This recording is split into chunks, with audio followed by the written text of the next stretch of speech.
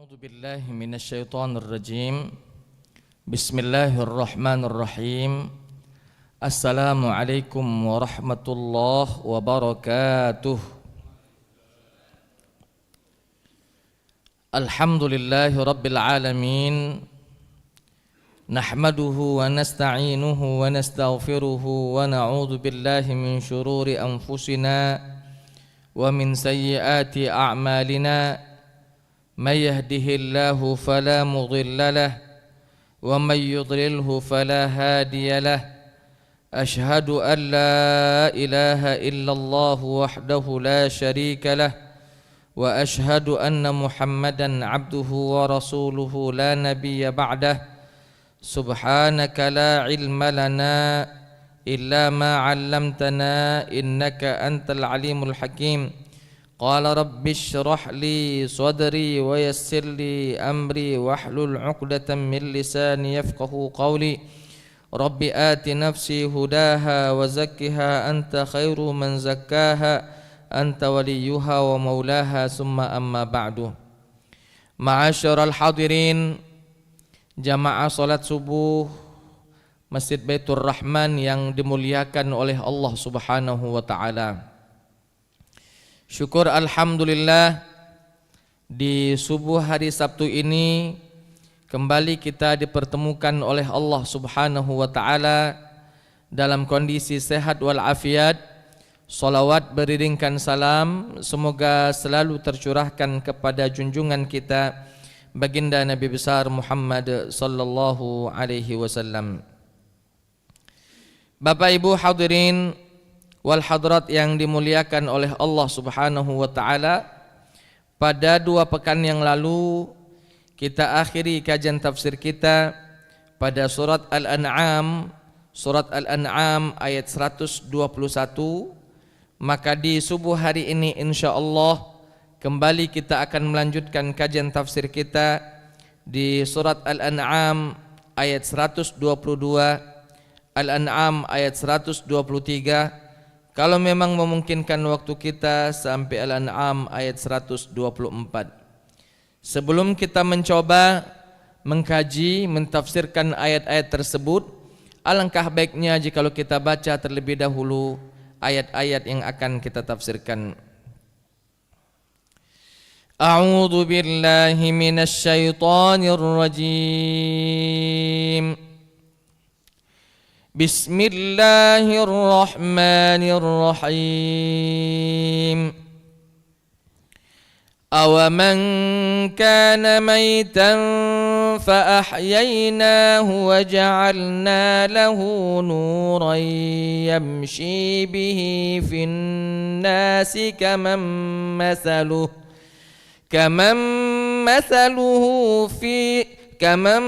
مثله في الظلمات ليس بخارج منها كذلك زين للكافرين ما كانوا يعملون وكذلك جعلنا في كل قرية أكابر مجرميها ليمكروا فيها وما يمكرون إلا بأنفسهم وما يشعرون وإذا جاءتهم آية قالوا لن نؤمن حتى نؤتى مثل ما أوتي رسل الله أعلم حيث يجعل رسالته سيصيب الذين أجرموا صغار عند الله وعذاب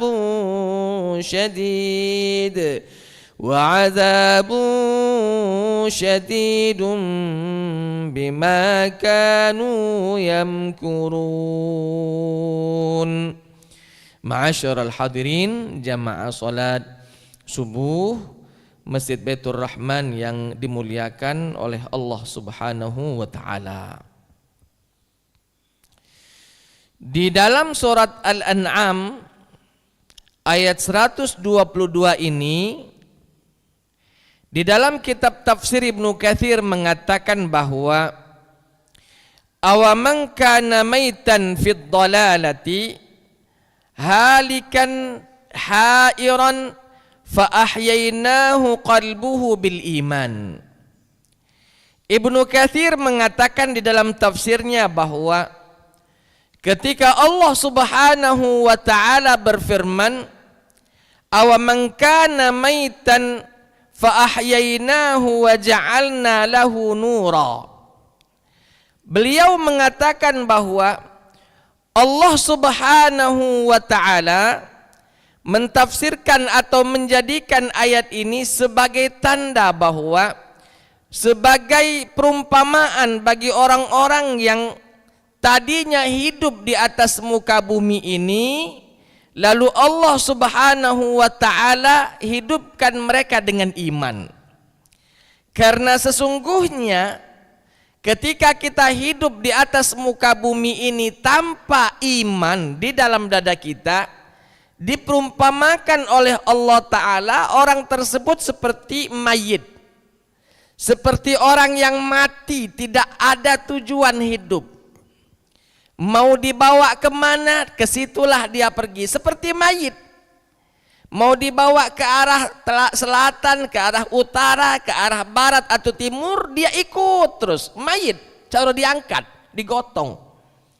Nah Allah Ta'ala mengatakan bahwa hadza, Ibnu Katsir mengatakan hadza masalun darabahu Allah Ta'ala lil mu'minina alladzi kana maita. Ini perumpamaan yang Allah Subhanahu wa taala umpamakan kepada orang-orang yang mukmin. Pada awalnya posisi mereka seperti mati sebelum datangnya iman. Ai fid dhalalati, dalam kondisi sesat. Halikan hairan, mereka hancur sekaligus mereka galau. Fa ahyahu Allahu bil iman, maka Allah hidupkan hatinya dengan iman. Nah, ma'asyiral hadirin jamaah salat subuh. Di sini kita diberikan pengertian bahwa pentingnya iman di dalam hati kita. Ketika kita tidak memiliki iman, maka hidup jasad kita ini hanya dikategorikan hidup jasad tapi mati secara batin. Karena sesungguhnya yang Allah lihat itu Bapak Ibu bukan dari sisi jasmani kita. Yang Allah lihat bukan dari sisi penampilan kita atau harta yang kita miliki.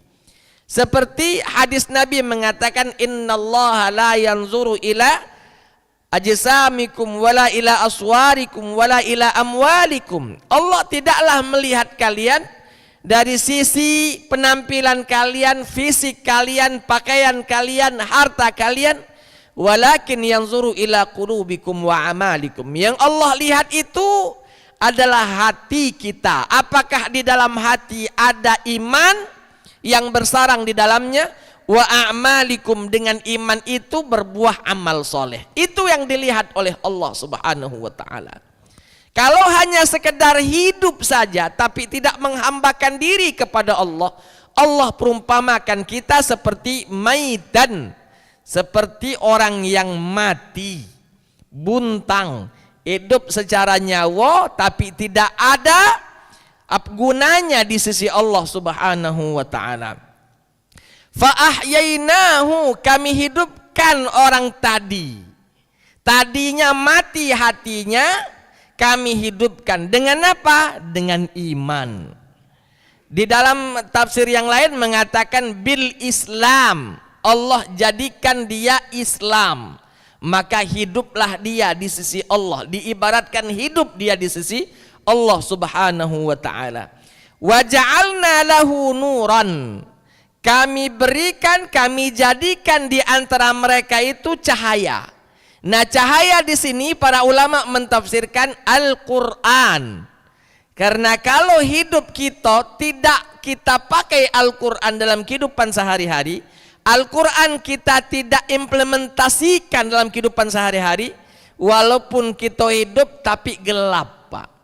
Mungkin dia Islam, tapi kalau dia tidak mengamalkan ajaran Islam yang ada dalam Al-Quran, seakan-akan dia berjalan di tengah-tengah kegelapan, meraba-raba, tak tahu arahnya kemana. Contoh saja Pak, kalau ketika mati lampu di tengah malam, kita tidak tahu nak maju kemana kita ini, apalagi dalam kamar. Nak kemana? Teko pintu lagi tidak tahu di mana letak pintu tuh, maka sambil mata lah sudah dibesak-besak ke, berjalan kita meraba-raba, nyari mana gagang pintu dan lain sebagainya. Itulah ketika orang hidup tapi gelap, di hadapannya gelap, tidak ada cahaya yang menyinarinya. Dan itu pula lah didasari bahwa pentingnya Al-Quran di dalam hidup kita. Dan Al-Quran ini Bapak Ibu, kalau ingin mengamalkannya, setidaknya kita baca dulu. Artinya kita mestilah tahu bagaimana cara membaca Al-Quran itu. Setelah kita tahu membacanya, mulailah kita mengkajinya. Apa isi kandungan Al-Quran tersebut, sehingga kita tahu halal haramnya, kita tahu perintah dan larangannya, kita tahu cerita-ceritanya, lalu mengambil hikmah di balik cerita tersebut selanjutnya dan selanjutnya. Oleh sebab itu ma'asyiral hadirin, wa ja'alna lahu nuran. Kami jadikan kehidupan mereka itu memiliki cahaya. Diberikan cahaya oleh Allah. Dan para ulama memaknainya, ada yang memaknainya dengan Islam, ada yang memaknainya dengan Al-Quran. Dan kedua makna ini benar Pak. Mau dimaknakan Islam atau mau dimaknakan Al-Quran, kedua-duanya itu benar, pemahaman benar kata para ulama. Maka ma'asyiral hadirin, kehidupan yang hidup sesungguhnya di mata Allah Subhanahu wa taala, ketika kita hidup kita mengabdikan diri kepada Allah dengan cara berislam, dan kitab suci yang diturunkan kepada kita berupa Al-Quran diamalkan dalam keseharian kita, barulah dianggap hidup. Dan kalau dianggap hidup, barulah disebut abdun.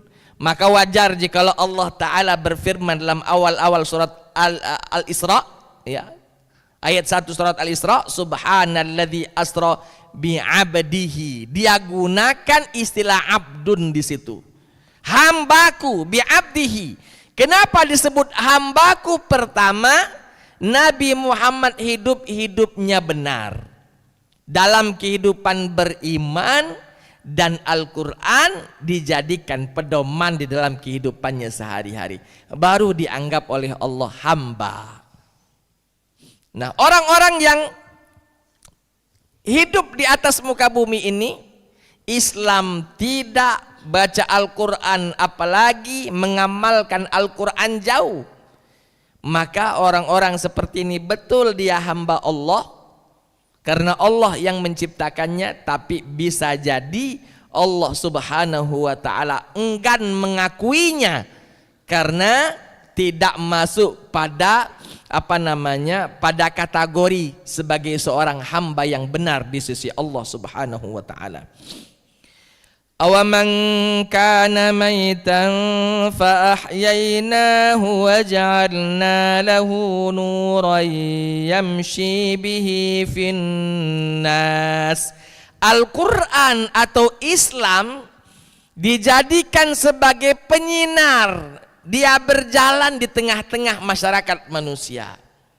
Artinya dia jadikan Al-Quran dan Islam itu sebagai pedoman bersosialisasi, pedoman bermasyarakat. Yamshi finnas, yamshi bihi finnas. Dia berjalan di tengah-tengah masyarakat manusia, bersosialisasi dia. Dan ketika kita bersosialisasi, bermasyarakat di tengah-tengah masyarakat kita yang notabenanya bermacam-macam ini Pak, ada yang kulit putih, ada yang kulit hitam, ada yang dari suku A, ada yang dari suku B, bahkan sampai dari agama A dengan agama B. Nah, untuk selamat kita di dalam bermasyarakat, bersosialisasi di tengah masyarakat, jadikanlah Islam sebagai pedoman hidup. Yang halal dihalal ke, yang haram diharam ke. Jadikanlah Al-Quran sebagai penyinar, pemberi cahaya. Kenapa? Karena al-halalu bayyinun wal haramu bayyin. Halal jelas dan haram pun jelas. Kenapa? Sudah diterangi oleh cahaya Islam, sudah diberikan kaidahnya. Ini halal dan ini adalah halal. Ini halal, ini adalah haram. Wa ja'alna lahu nuran yamshi bihi fin nas kama masaluhu fiz zulumati laisa bikharijin minha. Dan diumpamakan orang yang tidak menggunakan Al-Qur'an dan Islam sebagai sebagai pedoman kehidupannya dalam hidup di atas muka bumi ini, kama masaluhu, seperti fiz zulumati, dia berjalan di tengah kegelapan, laisa bi kharijim minha, dia tak tahu arah jalan keluarnya kemana. Muter-muter saja Pak, muter-muter, dia tidak tahu kemana pintu. Berjalan sudah jauh jalannya, tidak tahu kemana arahnya. Apalagi kalau dia sadar bahwa dia sebelum mati lampu, ketika terang berada di atas puncak misalnya, berada di atas ketinggian. Pas mati lampu asli Pak, berjalan ngesot sesip dikit. Kenapa? Karena salah satu langkah saja bisa terjatuh ke lubang yang dalam. Nah ini juga begitu, salah satu langkah saja bisa terjatuh ke lubang yang amat sangat dalam, dan dalamnya dalam sekali. Panasnya panas sekali. Pernah satu ketika, dan ini sudah pernah saya ceritakan, Nabi pernah duduk bersama para sahabatnya. Lalu Nabi menyampaikan, ya kajianlah kalau bahasa kita. Lalu terdengar suara dentuman Pak. Nabi terdengar dengan suara dentuman tersebut. Lalu Nabi berkata, kamu dengar tak suara dentuman tadi? Kata sahabatnya, yo ya Nabi, aku dengar suara dentuman tadi. Kata Nabi, tahu tak apa suara dentuman tadi? Wallah, Allah wa rasuluhu a'lam. Kalau kata para sahabat, hanya Allah dan Rasulnya saja yang tahu dari mana sumber dentuman itu. Kata Nabi SAW, suara dentuman itu adalah hasil dari suara batu yang jatuh dari bibir neraka. Jatuh 70.000 tahun yang lalu jatuhnya, baru sampai ke dasar hari ini, berdentum tadi itu. Saking dalamnya Pak neraka itu, bukannya semeter 2 meter, bukannya sekilo 2 kilo masuk ke dalam. Itu sumur bor mungkin. Tapi kalau neraka jahanam, neraka 70.000 perjalanan, 70.000 tahun perjalanan batu besar yang jatuh dari bibir neraka, baru sampai ke dasar dasar neraka 70.000 tahun Pak. Saking dalamnya, tidak tahu berapa kilo lagi lah jadinya itu. Tinggal kita hitung, misalnya kalau kita pintar fisika dan matematika, hitunglah berapa meter sehingga kita bisa dapat berapa jaraknya. Oleh sebab itu ma'asyiral hadirin, tidak akan bisa kita mendapatkan jalan keluar kalau kita hidup di dalam kegelapan. Kalau kita beriman diberikan solusi. Wa may yattaqillaha yaj'al lahu makhraja. Barang siapa yang bertakwa, beriman kepada Allah, yaj'al lahu makhraja. Allah berikan solusi, jalan keluar dari segala permasalahannya. Wa yarzuqhu min haitsu la yahtasib. Bahkan Allah Subhanahu wa taala akan berikan rezeki yang tak terduga-duga bagi orang yang beriman dan bertakwa kepada Allah Subhanahu wa taala. Kamam mathaluhu fi zulumati laisa bi kharijin minha kadzalika zuyyina lil kafirina ma kanu ya'malun. Kata Allah taala, begitulah kami hiasi di mata-mata orang kafir atas amalan-amalan yang dia telah kerjakan.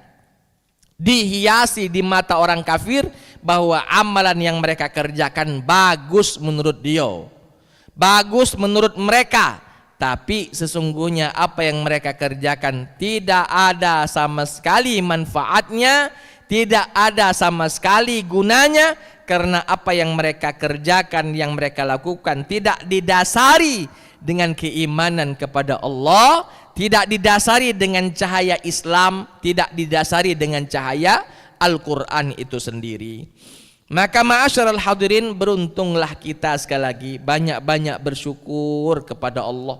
Beruntung kita diberikan oleh Allah Subhanahu wa taala hidayahnya, sehingga kita hidup, betul-betul hidup di sisi Allah karena kita berislam, menyerahkan diri sepenuhnya diri kita kepada Allah, lalu kita berusaha dengan sekuat tenaga menjadikan Al-Quran sebagai pedoman hidup dan kehidupan kita di atas muka bumi ini.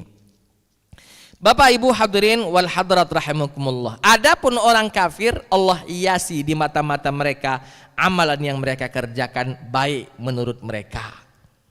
Dan ini termasuk awal dari musibah, Pak. Ketika kita melihat amalan kita buruk tapi di mata kita seakan-akan baik.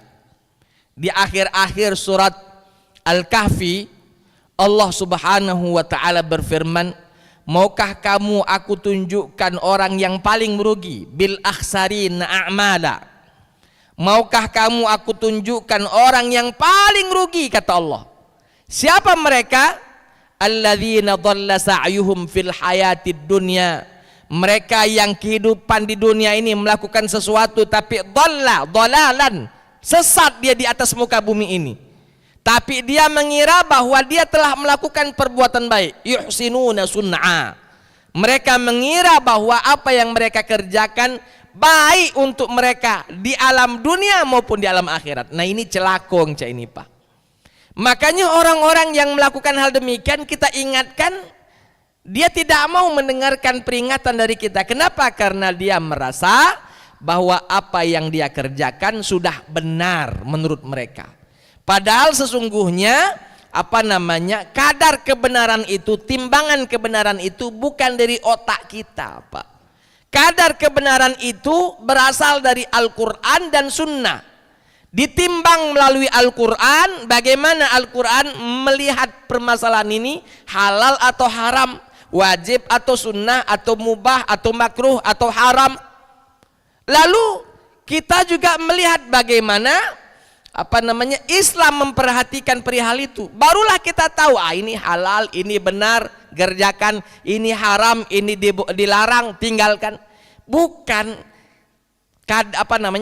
timbangan kebenaran itu dari akal logika kita, karena akal logika kita ini, Pak, terbatas. Tidaklah jauh terbatas sekali.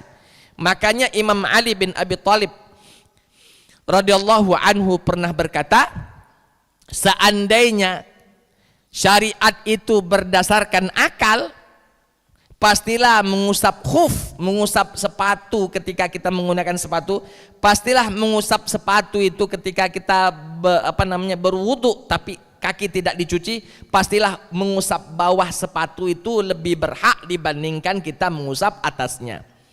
Bapak Ibu mungkin pernah belajar tentang hukum memakai khuf. Khuf itu sepatu kulit yang menutupi mata kaki. Ketika kita wudu sempurna, lalu kita menggunakan khuf, sepatu kulit tadi yang menutupi mata kaki, ketika kita batal wudu kita boleh berwudu tanpa mencuci kaki, cukup tangan seperti wudu biasa, hanya tidak mencuci kaki. Kenapa? Karena kita masukkan kaki kita yang bersih waktu wudu pertama itu, kita masukkan ke dalam khuf, sepatu kulit yang menutupi mata kaki. Nah, cara untuk menyucikan kaki tadi, tidak nyuci kaki, dilepas dulu kaki sepatunya, tapi langsung saja mengambil air lalu ditumpahkan air, diusap di atas sepatu kita. Nah, kata Imam Ali, seandainya Islam itu syariatnya selalu bergantung dengan akal, pastilah mengusap telapak sepatu itu lebih masuk di akal dibandingkan ngusap di atasnya. Kenapa? Ngusap di bawah kan kotor. Kalau diusap di bawahnya berarti baru bersih.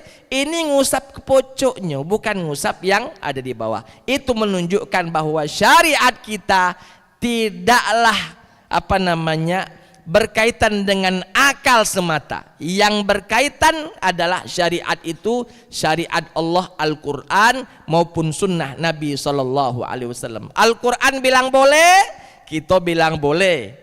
Kalau Al-Quran bilang tidak boleh, kita bilang tidak boleh. Walaupun akal kita mungkin bercanggah dengan apa yang disampaikan, yang dituturkan, yang diwahyukan oleh Allah kepada Nabi SAW. Karena kita yakin akal kita ini terbatas, Pak. Tidak sampai mungkin pada ilmu yang seperti itu. Bapak Ibu hadirin wal hadirat rahimakumullah. Masuk pada ayat selanjutnya. Wa kadzalika ja'alna fi kulli qaryatin akabira mujrimiha liyamkuru fiha. Kata Allah Subhanahu wa taala, begitulah pula di setiap negeri itu kami jadikan ada akabira mujrimiha. Ada orang-orang bejatnya, Pak. Pimpinan wong-wong bejatnya. Itu sunnatullah. Allah sudah mensunnahkan bahwa setiap kampung, setiap negeri itu akan ada orang-orang bejatnya. Di Mesir dulu ada yang namanya Fir'aun. Ada namanya Fir'aun, ada namanya Haman. Ada namanya saudagar kaya rajanya yang bernama Qarun. Setiap negeri pasti ada akabiro mujrimiha. Ada pembesar-pembesar pelaku dosanya, dedengkotnya, rajanya, pimpinan uang-uang jahatnya, kepala mafianya bahasa kita. Itu sunnatullah, Pak. Apalagi di zaman itu ada para nabi misalnya, sebagai tandingan, melawan, sebagai musuh para nabi. Itu sunnatullah. Sunnatullah. Kalau ada kebenaran, akan ada orang yang menolak kebenaran itu. Itu sunnatullah. Jadi tidak bisa kita, Pak, kalau misalnya menggulirkan satu program dan program kita diterima segala manusia itu tidak kepacak. Pasti ada bayi yang tidak suka dengan program tersebut. Nak sebagus apa bayi program itu, pasti ada saja yang menolaknya. Pasti ada yang menolaknya. Setidaknya para akabiro mujrimiha, para pembesar-pembesar pelaku dosa itu yang setidaknya tidak mau tidak mau bergabung tentang program yang bagus tersebut. Jadi kalau ingin mencari ridho manusia, semua ridho manusia ingin kita dapatkan, itu tidak mungkin, Pak, ya. Tidak mungkin. Ridho nas, dalam perkataan para ulama mengatakan ridho nas ghayatun la tudrak. Ridho manusia, kalau kepengen nak dapat semua ridho manusia, adalah angan-angan saja yang pasti tidak akan pernah terpenuhi. Kenapa? Karena mungkin dari 10 orang 7 yang pro kita, 3 tidak. 10-10-nya jarang orang ridho semua kepada kita, apalagi orang banyak, Pak. Maka dikatakan ridho nas ghayatun la tudrak. Ridho manusia adalah harapan yang pasti takkan pernah bisa kita capai ke semuanya. Kalaupun kita capai, tidak semuanya, hanya sebagian saja. Artinya tidak kebisa. Nabi SAW khairul bashari, sebaik-baik manusia. Sebaik-baik manusia. Atqan nasi, orang yang paling bertakwa. Apalagi ahlam nasi, orang yang paling lemah lembut. Baik, masih ada yang menjadikan dia sebagai musuhnya.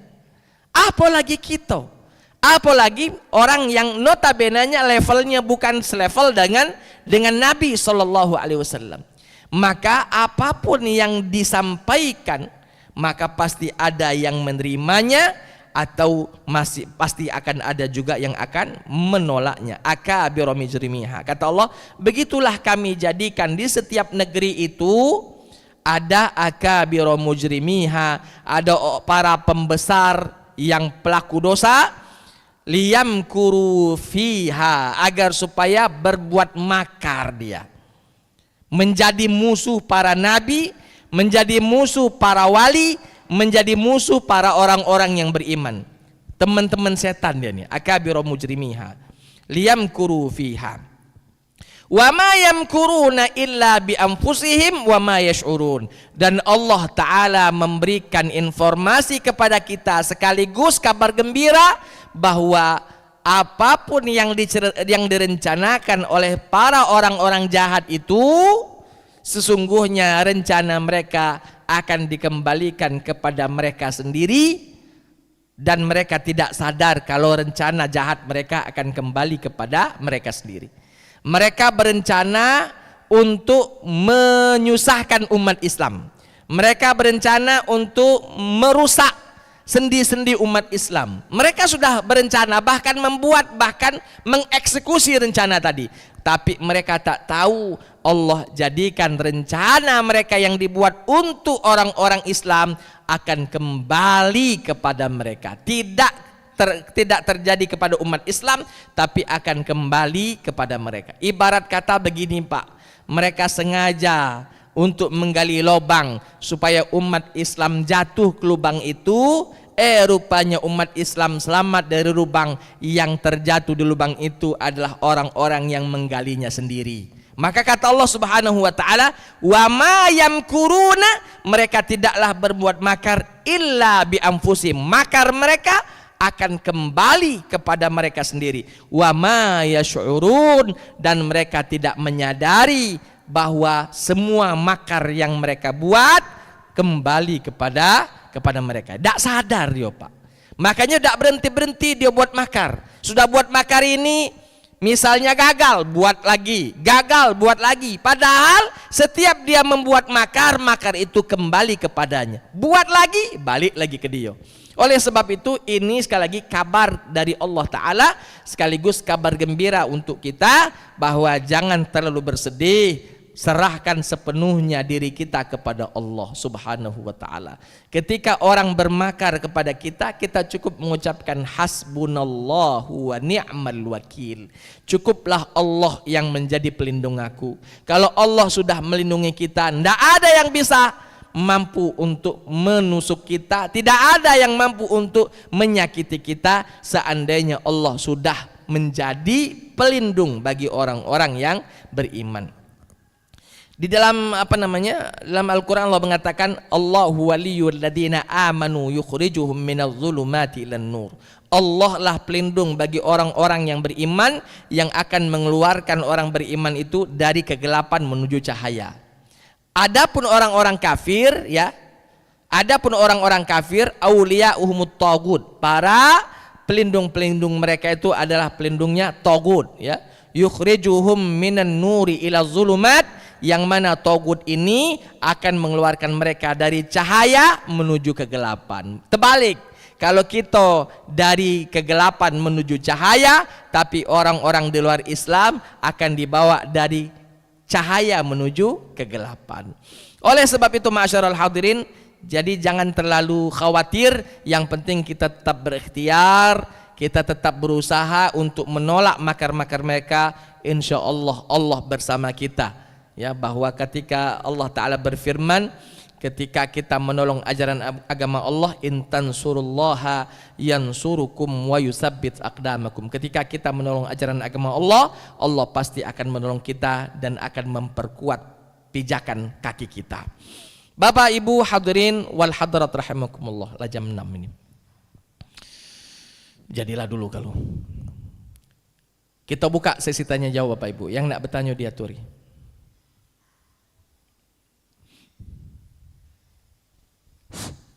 Assalamualaikum warahmatullahi wabarakatuh. Salam. Oh ya. Ustaz, saya pernah dengar bahwa Allah menciptakan manusia itu dalam beberapa fase, dan setiap fase itu ada pendakwanya, ada yang memberitahukan tentang Allah. Tapi ada juga fase yang tidak ada pendakwanya, sehingga orang-orang itu sekalipun dia tidak tahu tentang Allah, tapi dia masuk surga karena tidak ada pendakwanya. Benar tak seperti itu? Baik, di dalam Al-Quran disebutkan bahwa Allah Subhanahu wa Ta'ala tidaklah mengazab satu kaum kecuali dia sudah diberikan oleh Allah Subhanahu wa taala orang-orang yang mendakwahinya, yang menjelaskan tentang ajaran agama dengan sebenar-benarnya. Makanya ketika seseorang hidup di zaman di mana tidak ada nabi misalnya, maka disebut dengan zaman fatrah ya, di antara satu nabi dengan nabi yang lainnya. Salah satu contohnya para ulama banyak mengatakan bahwa zaman bapaknya Nabi Muhammad dan kakeknya Nabi Muhammad itu zaman-zaman yang nabi tidak ada pada waktu itu. Dari Nabi Isa sudah jauh dan Nabi Muhammad belum ada, maka disebut dengan zaman fatrah. Nah, kalau zaman fatrah yang seperti ini tidaklah diazab oleh Allah Ta'ala kecuali ketika sudah diberikan orang yang menjelaskan, mendakwahkan. Yang penting mereka tetap ajaran agamanya agama yang satu, yaitu beriman, berakidah bahwa tiada Tuhan kecuali Allah Subhanahu wa Ta'ala. Maka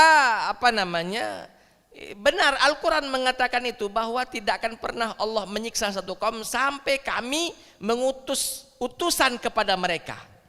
Berarti ketika tidak ada utusan, insya Allah orang tersebut ala hakin, di atas kebenaran. Walaupun misalnya kurang-kurang dikit, ya tidak adalah orang yang sempurna Pak. Walaupun setelah diutus Nabi, orang yang dapat utusan tersebut, misalnya kita sebagai umat Nabi Muhammad yang sudah dapat utusan, belum tentu juga sempurna iman kita seperti imannya para nabi yang Allah utus. Maka pasti tidak akan ada yang sempurna. Jadi ada yang namanya disebut dengan ahlul fatrah, ya, mereka-mereka yang yang hidup di satu zaman di mana zaman itu tidak ada nabi yang Allah utus. Beda dengan kita sekarang Pak. Jangan sampai kita bilang kita juga ahlul fatrah begitu. Enggak, kalau kita bukan ahlul fatrah. Kenapa? Karena sudah ada nabi yang diutus kepada kita yang bernama Muhammad bin Abdullah sallallahu alaihi wasallam. Walaupun jaraknya ke kita sudah lama, 1400-an tahun yang lalu. Tapi kan sudah ada, masih ada penjelasannya. Al-ulama warasatul anbiya, para ulama pewaris para nabi, menyampaikan risalah-risalah kenabian Nabi Muhammad para ulama kepada kita. Makanya kalau kita bukan termasuk ahlul fatrah. Kenapa bapak nabi, kakek nabi disebut dengan ahlul fatrah? Karena memang di zaman itu tidak ada nabi yang menjelaskan tentang kebenaran itu sendiri. Bahkan para ulama mengatakan bahwa di Mekah kan bukan Nabi Isa.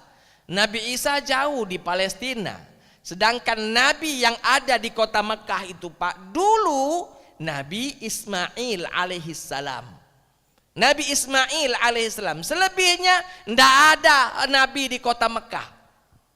Tidak ada Nabi diutus di kota Mekah selain pada waktu itu Nabi Ismail alaihissalam. Nabi Ibrahim kan berdiam diri di dua negeri, ke Syam, ke Palestina. Kadang nyengok juga anaknya yang ada di Mekah. Tapi yang diutus di kota Mekah itu adalah Nabi Ismail alaihi assalam. Nah, dari Nabi Ismail ke Nabi Muhammad SAW jauh sekali itu. Sedangkan zaman dulu tuh ajaran agama tuh qaumiyah. Ya, qaumiyah itu diutus per kaum. Kenapa per kaum? Karena orang Mekah tidak tahu Nabi yang ada di Palestina. Tidak seperti sekarang Pak. Media cepat sekali mengabarkan. Zaman dulu tidak tahu kalau ada Nabi di situ. Tidak tahu kalau ada ini, ada itu. Makanya Nabi zaman dulu diutus per kaum. Diutus per kaum. Makanya terakhir kali Mekah mendapatkan utusan Nabi adalah Nabi Ismail alaihissalam. Baru nanti Nabi Muhammad, jauh sekali. Maka para ulama memasukkannya sebagai ahlul fatrah.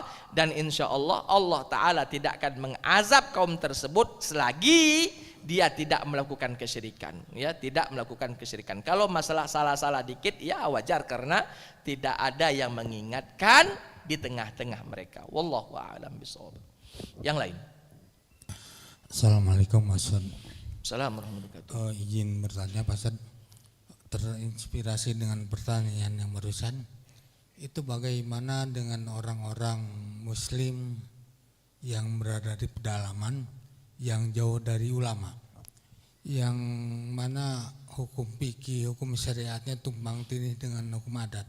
Itu kan mereka jauh dari ulama, tidak ada yang memberikan pencerahan. Itu orang-orang yang semacam itu apabila meninggal dunia itu kan belum ada petunjuk karena jauh dari ulama. Terima kasih. Wassalamualaikum warahmatullahi wabarakatuh. Assalamualaikum warahmatullahi wabarakatuh. Pertama, karena dia sudah muslim, Islam, berarti ada yang sudah menjelaskan tentang Islam kepadanya. Kecuali kalau memang dia tidak tahu tentang Islam sama sekali, tidak tahu tentang agama apapun, hidupnya betul-betul di hutan. Nah, yang ini wallahu alam. Tapi kalau dia sudah Islam, berarti sudah ada yang masuk di situ menjelaskan tentang Islam. Kalau sudah Islam, berarti kalau memang dia buta masih tentang hukum-hukum Islam, dia berkewajiban untuk mengutus salah satu di antara mereka untuk menuntut ilmu. Makanya dalam Al-Quran sebutkan, ya, tidaklah sepatutnya semua orang pergi berjihad berperang. Akan tetapi kata Allah Subhanahu wa taala, selayaknya ada sebagian di antara mereka ta'ifatun yatafaqqahuna fiddin. Ada sebagian kecil dari mereka yang diutus untuk mencari ilmu.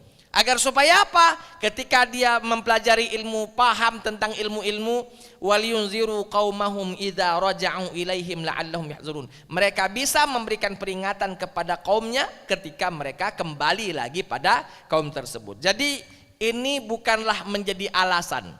Misalnya orang-orang tinggal di pedalaman, tapi dia tahu Islam, tapi dia misalnya masih berjudi, masih saja misalnya minuman keras atau perzinahan merajalela di sana, lalu kita maafkan? Tidak, itu bukan itu maksudnya. Kenapa? Karena dia sudah faham, dia sudah Islam, tahu tentang Islam. Setidaknya dia sadar bahwa kita ini Islam, tapi tidak tahu apa itu Islam. Selayaknya dia mengutus beberapa orang untuk mencari ilmu tentang Islam, kembali lagi ke mereka untuk memperingatkan, bukan yang nerima beres.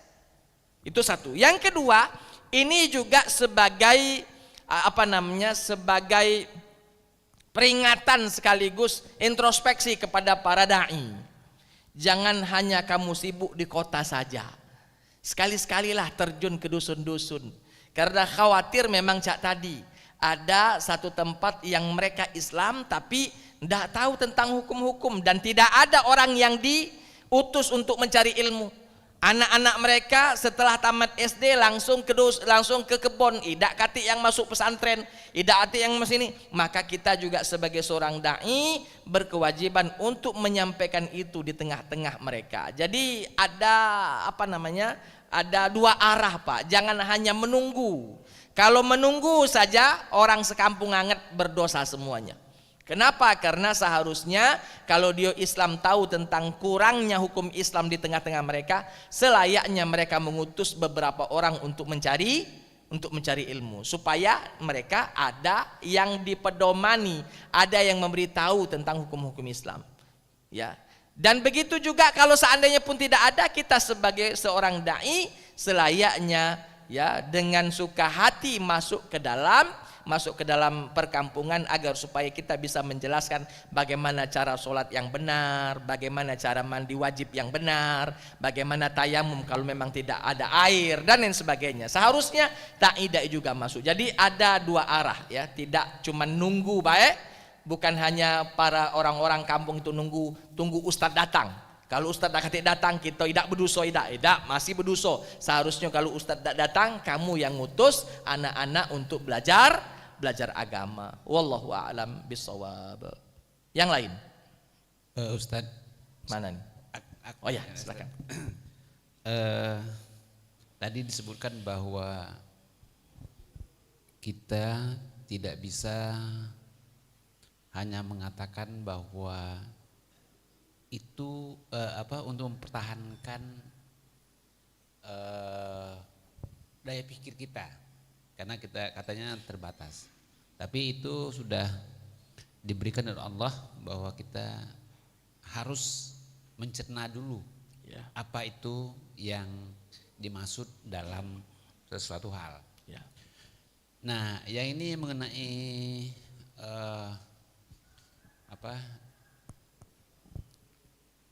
pengakuan bahwa itu adalah benar, itu saya kira harus diinikan oleh setiap muslim.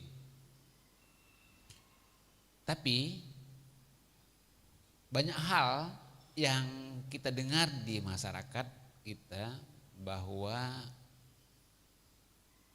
walaupun dia mengaku bahwa itu benar, tapi banyak yang menyangkal itu Ustadz. Ini termasuk para ustadz sendiri yang dikritik. Jadi bukan di luar Islam, ini para ustadz yang jelas itu mempunyai ilmu yang lebih daripada yang lain. Ya. Tetapi banyak dikatakan bahwa itu tidak benar. Nah, ini bagaimana tanggapan Ustadz? Terima kasih. Baik. Begini Pak, setiap syariat yang ada, ketika kita mampu untuk memikirkannya, mampu untuk menganalisanya, silahkan analisa. Karena insya Allah syariat Islam selalu sesuai dengan akal. Hanya saja ada momen-momen tertentu, ada masalah-masalah tertentu, akal tidak sampai ke arah situ. Nah, ketika akal tidak sampai ke arah situ, jangan paksakan akalmu untuk sampai, karena tidak akan pernah sampai. Contoh perihal tentang akhirat, di alam barzah dengan di surga neraka, tidak akan pernah sampai akal kita ke situ karena terbatas. Nah, ketika tidak sampai di situ, maka kita kembali kepada Al-Quran. Kalau tadi Pak, sesuatu yang bisa dianalisa, Al-Quran mengatakan A, lalu kita pikir betul, yang ini betul, analisanya betul sesuai dengan Al-Quran dan Sunnah. Tapi ketika kita berbicara pada masalah yang dalam lagi, mungkin akal tidak nyampe, lalu mengatakan apa iyo. Nah, di situ ada yang memvonisnya yang bernama Al-Quran dan Sunnah Nabi Sallallahu Alaihi Wasallam. Inilah yang akan membenarkan atau menyalahkan. Ini benar karena dalilnya ini salah karena dalilnya ini. Itu poin pertama yang ingin saya sampaikan. Yang kedua, kalau urusan kebenaran itu, anggap saja mereka para ustadz sudah berdasarkan Al-Quran dan Sunnah semua ini. Sudah berdasarkan Al-Quran dan Sunnah semua. Hanya saja masih ada perdebatan di tengah-tengah mereka. Lalu mengklaim kami yang benar, situ kurang benar. Atau yang situ ngomong kami yang benar, yang di sini yang tidak benar. Itu biasa, yang penting tadi dasarnya Al-Quran dan Sunnah Nabi Sallallahu Alaihi Wasallam. Kenapa kadang ada perbedaan pendapat begitu Bapak Ibu?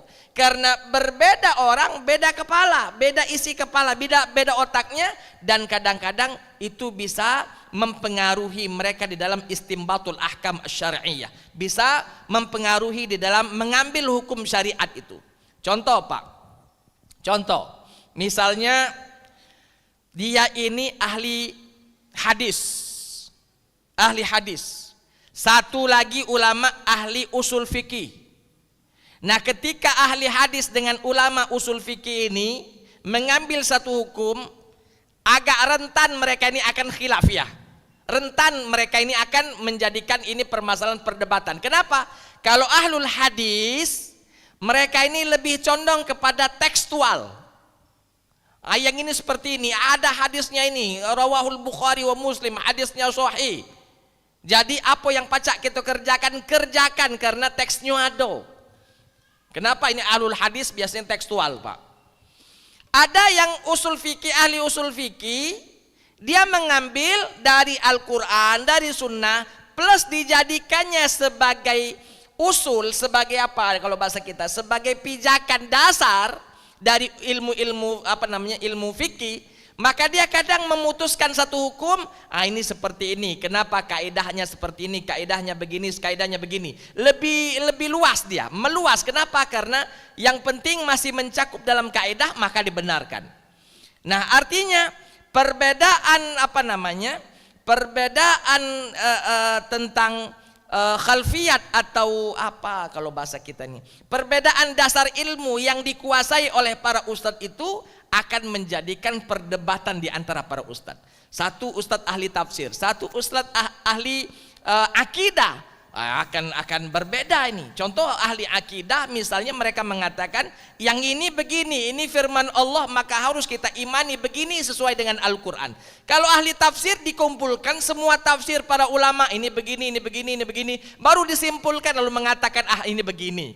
Jadi tergantung dasar dari keilmuan seseorang lalu akan menjadikan itu sebagai perdebatan. Kalau kita sebagai orang awam, ini diuntungkan sebenarnya Pak, bukan dirugikan, diuntungkan. Semakin pandai kita, semakin tahu kita tentang sumber-sumber hukum sebagai pijakan kita, sehingga akal akan nanti berfungsi lagi, akan mencerna lagi kira-kira yang mana yang lebih dekat dengan kebenaran menurut kita, sesuai dengan hadis Nabi dan sesuai dengan firman Allah Subhanahu wa taala. Makanya kita diperintahkan untuk menuntut ilmu Pak, supaya kita tidak terlalu diombang-ambingkan. Setidaknya ada dasar lah. Setidaknya ada dasar. Kalau ada dasarnya, Ustadz Mano benak berdebat dengan Ustadz Mano, kita di tengah-tengah ini Pak diuntungkan. Kenapa? Dapat dalil semua kita.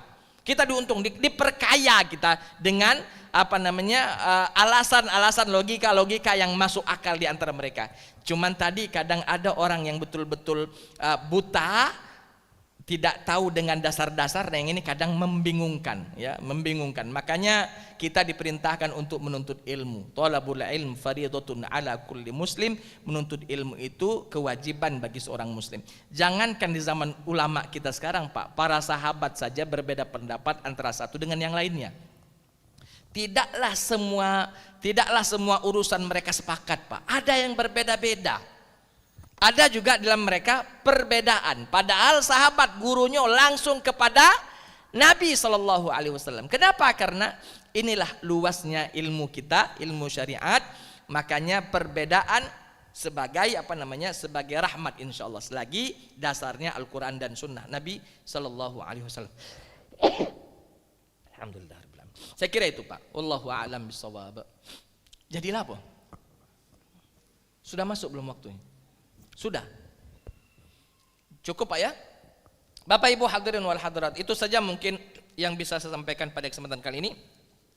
Mudah-mudahan Allah Subhanahu wa taala memperkuat iman kita, ya, kita bisa menjalankan apa yang diwajibkan kepada kita sebagai sholat, seperti sholat dan lain sebagainya, sehingga betul-betul kita menjadi orang-orang yang beriman, orang-orang yang berislam, dan ketika waktunya memang datang kita meninggalkan dunia ini dalam kondisi husnul khatimah. Itu saja, terima kasih atas segala perhatian, mohon maaf atas segala kekurangan. Hadanallahu wa iyyakum ajma'in. Assalamualaikum warahmatullahi wabarakatuh.